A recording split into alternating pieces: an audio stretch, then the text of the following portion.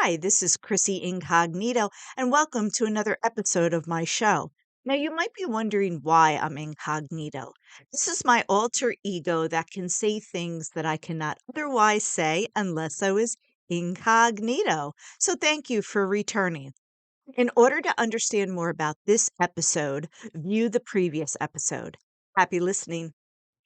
Okay, so I want to talk about Bob because there was something that I left out, which might make a little bit more sense. And so I had mentioned how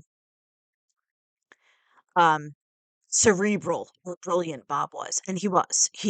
I know he had a genius IQ, right, or whatever, above 40, whatever they consider it. So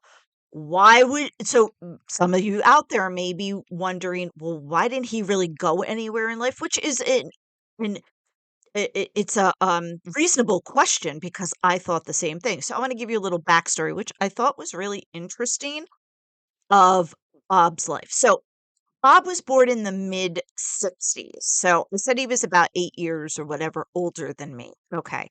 So his parents got married, and this is like outside of New York City. Okay. So outside of the city, they live in an urban area, but not in Manhattan, outside, and they get married, right? And his father becomes a what is it called? Pipe fitter, steamer pipe fitter. I don't know. People out there that know what I'm talking about know what I'm talking about. So it's a unionized job in which you like are, I guess it has to do with like, I don't know if it's water or gas or something. But anyway, on the job site, so we have a plumber, we have an electrician, we have an HVAC. Evidently, maybe it's for big buildings. I'm not really sure, but there's a steam fitter, uh, pipe fitters. It's called union. So you're dealing. It's good. It's a good solid job, especially in the '60s in the New York area. Okay, so you're unionized. You have some kind of trade, and it's good solid work. And so what happened was, Bob's father was really naive. Like Bob was kind of like that too. Like it was just so sweet. But so if you know anything about a city, especially back in the day, I mean, you could say now, but especially back in the day. So city people, like true city people that didn't have money, did not drive. They did not have public, they did not have personal transportation. Everybody took a bus because a bus stopped on every single corner. And to get into the city, you would go to the bus and then you would go to the subway. Okay. So you didn't really stay in your world, you really didn't need a personal transportation. Well, his father happened to have a car, which was a rare commodity, even is now. I mean, I knew people that moved out of the suburbs to move right outside of Manhattan and gave up their car because it was too expensive. There was nowhere to park it. If you were going to park it, you had to rent something that didn't.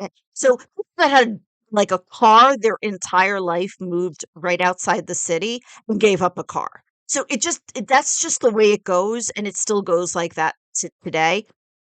But it was definitely like that back in the day. You were just like modest. You took public transportation. You knew where you were going. It got you where you were going. So like I was saying, Bob's father had a car. That was like a really big thing. So his friends in this steamer pipe fitter whatever thing was like, okay, can you take us a few places? We have some errands, right? And being a naive guy, he was like, sure. So they stop at this place and they stop at that place. And then, like, one of the stops was a bank. Okay. Okay. So you're making all your errands. These are people you know. It's a city. People don't have personal transportation Okay. So he stops in front of the bank. And lo and behold, his friends that he has now brought to the bank are robbing the bank. Okay. Who would have predicted that? Especially sort of back in the day. Okay. Because it wasn't like you don't have a job.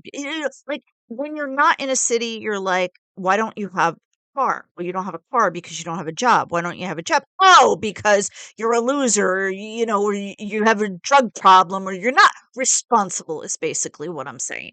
So this was his friends on the job, friends that he probably knew for a couple of years. Of course, they don't have jobs. I'm sorry, of course, they don't have personal transportation. They have jobs, they have families, all this stuff. We need to run errands and all of this other crap. So he takes them around, and the last stop is the bank. And the next thing he knows, the 1960 bank alarms are going off, and these guys are running out saying, "Go, go!" And he's like, "I don't even know what's going on." So he takes off, and everybody gets caught, of course, right? Um, so he turns state's evidence, okay, which means like he basically said, "I was the driver. But I wasn't even like the willing driver. I thought they had to go to the bank. They had to make all these other 4 stops before we even got to the bank. I thought I was driving my buddies around." And I guess in order not to be convicted or whatever the term is, they were like, "Well, then you need to testify against your people."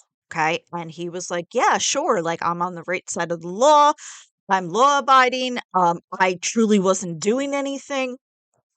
So he testifies, he turns state's evidence, and then he becomes blackballed from the all the unionized jobs. He can't get a job, all of this kind of stuff. Okay. So this kind of leads to where Bob is. So his father, is trying to do the right thing. He's naive. He gets caught in this thing. He agrees to turn state's evidence. He can't get a job. Okay, so back in the day, the only way you could get welfare is if there was not a man in the house. So a woman comes, and I guess this is according to Bob. Like, I can only go with what he told me, because I was like, because that was my first question. I'm like, I don't understand why you didn't go to college, why you didn't have a bright future, and all this stuff. So, well, it tracked back to all of this. So, but it gets more. So what happens is, at the time, um, if there was a man, um, in the scene, a woman could not get welfare. Okay. So this guy can't get a job. The woman has to take care of, Bob and his brother, right?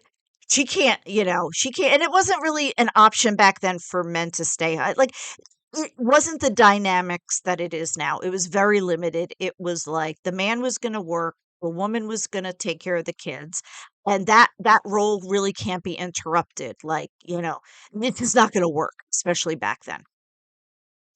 So they separate, but they separate in order for Bob's mother to feed her kids, right?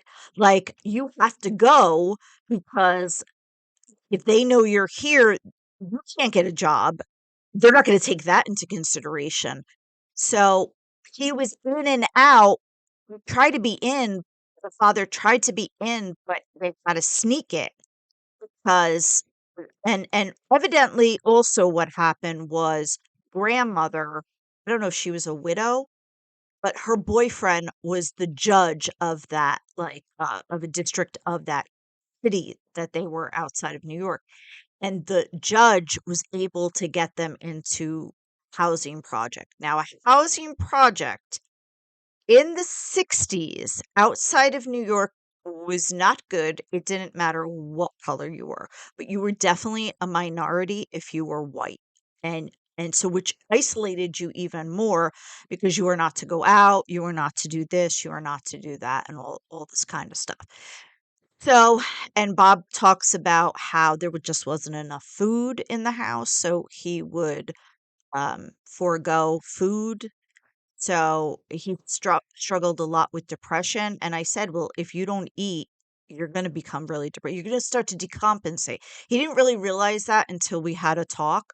So there was just a lot of stuff. And once he became 18, the mother, that's how he explained it to me. So this was like maybe when Bob was like, I don't know, under 10, maybe he was 10. So from 10 to like 18, this scenario happened. So once he became a 18-year-old, the food budget, the food stamps cut. So he just stopped eating because he knew his mother couldn't afford it. He was dealing with his own stuff. So it's not like today he wasn't like some loser in his mom's basement that was playing video games. He dropped out of school to go work with his uncle in a funeral business. Like, I mean, it's just, and he says it was so depressing. He goes, I didn't really have a family because the family was broken up because of the circumstance. There wasn't enough food. I stopped eating. I was depressed. My whole family, I was living in a ghetto, and I here I go. I work for my uncle because I need a job, and now this is even more depressing. So that was kind of the circumstance that led up to why Bob kind of never really went anywhere. It was just a matter of survival, but that didn't take away how intelligent he was, how naturally intelligent he was. And I don't give that lightly. I don't really give that lightly, but that's why I kept saying, go to the men's and prove me right. Okay. And he was supposed to, just never got around that much. As far as his wife, that's in the next segment. So after Bob and I broke up, and after Bob and I broke up and I was with Greg, okay? So at the same time that I was kind of leaving for Greg, his wife's boyfriend, well, ex-wife's, but I'm just going to say this to make it cleaner. His wife's boyfriend, no, no, I think they got married. I'm sorry. So his ex-wife's now husband kicked her out and filed for divorce, sorry, and filed for divorce. So Bob's ex-wife had no place to go. Now, I kind of thought it was pretty fitting that this happened.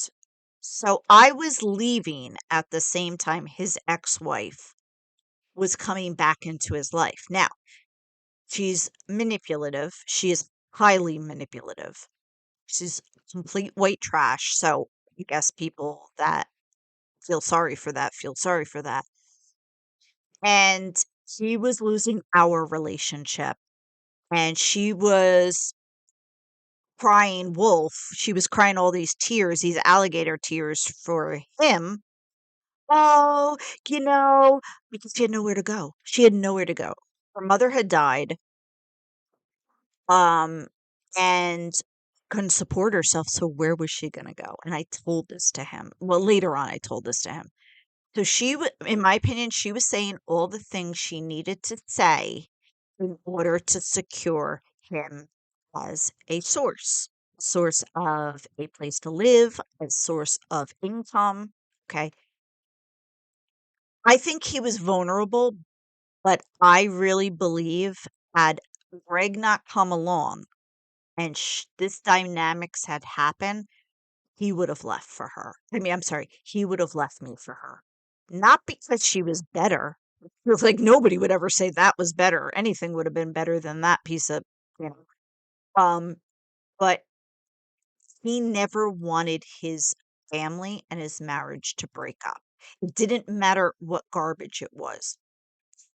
And I think with me hurting him by leaving, her coming in, and now she's saying all the things he wants to hear. She didn't change. She didn't change. Like, you would be stupid to think that somebody that dysfunctional and that destructive would change. Of course not, you know? But anyway, I felt guilty enough for leaving him that I said my two words. I said, she is using you. She's telling you what you want to hear because she has nowhere to go. And if you want to take that back, that's on you. I wasn't as flippant, but I'm just saying, like, you would say, no, no, she really does feel bad. And there was a miscommunication and I was always working. I was like, you were always working because you had not two children to support, you had three. She never grew up, never pulled her own weight, never did anything, was never responsible. She didn't even stay home and take care of those kids, you know?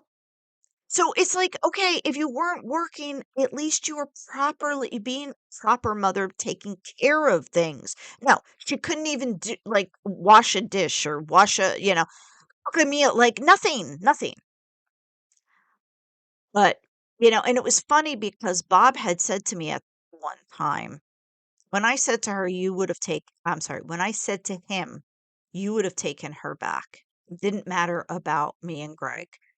He would have come along, sung the sad song, said all the things you wanted to hear, needed to hear, he needed to say to secure a place, and you would have fell for it. And he said to me, no, I already decided long ago that I wouldn't have taken her back. And I didn't respond because if that were true, it wouldn't matter. And the reason why I say that is because later on, when Greg and I broke up, I said I would never take him back. Ever.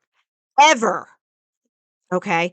And it's true. I wouldn't. I decided a long ago that I would never take him back.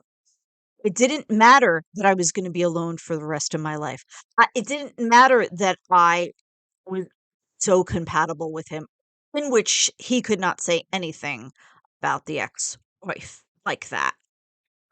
So, if let's say tomorrow Greg knocked on my door, it doesn't matter. It doesn't matter. And if let's say Greg and I had kids together, I would say to him, don't get this twisted. I'm taking you back for the kids, not for you. And I would be like, I'm still not taking you back.